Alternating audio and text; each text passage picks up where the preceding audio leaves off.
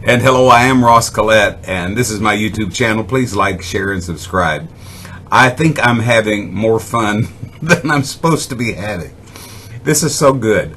I think people have a very short memory when it comes to their Bible interpretation of prophecies.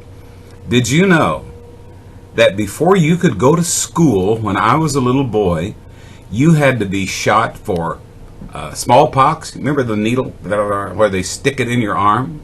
You had to be shot for, when the polio vaccine came out, Dr. Jonas Salk invented that.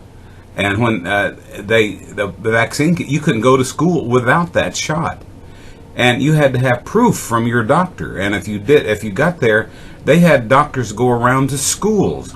They gave you shots for rheubella. They gave you a cocktail of vaccine shots that they put into you. They gave you everything, or you couldn't go to school. And now everybody's having a real hissy fit because they're afraid this somehow signals the mark of the beast. Would everybody just read the Bible? Obviously, that is not the mark of the beast.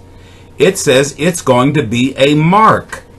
Listen, they're afraid that they're going to put a computer chip somewhere in our body, in our hand. It's going to be hidden in the vaccine.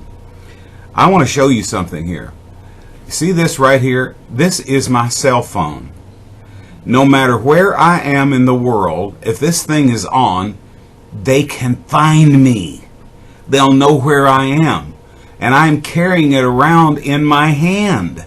I don't even have to be injected anywhere with something. It may surprise you that I have been injected with a small capsule in my body. I did it when I went to the Middle East, out of the country. It's a locator. The satellite can find exactly where I am. You think I wanted to be out there all alone by myself and nobody know where I am? Of course not. I never thought for a moment that the Antichrist was taking over my life by me being smart. And, you know, this is, they'll know too much about us. Are you kidding me? You could say right now, my wife and I had a conversation on cheese.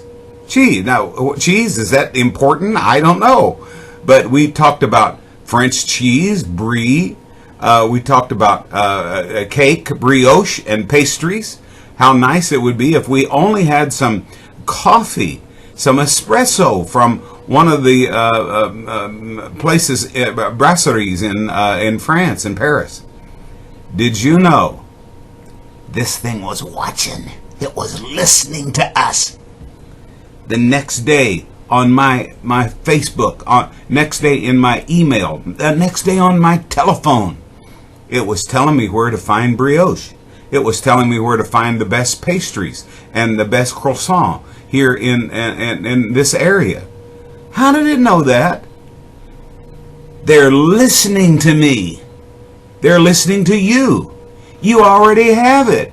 And you, I know, I'm trampling on a bunch of interpretations here, but I'm going to tell you what.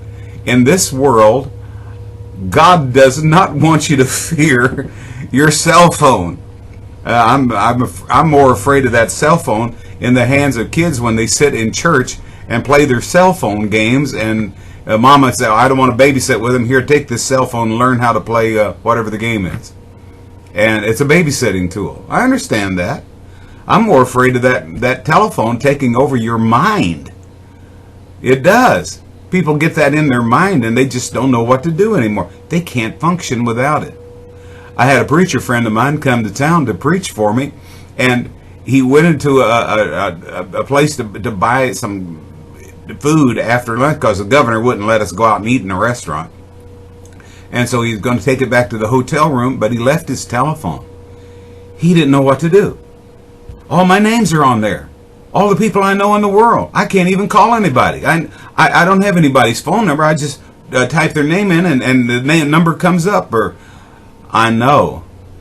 So I'm going to tell you, Big Brother is already watching you. If it's from cheese to nuclear missiles, or your religious preferences, or the medicines you take, they already know.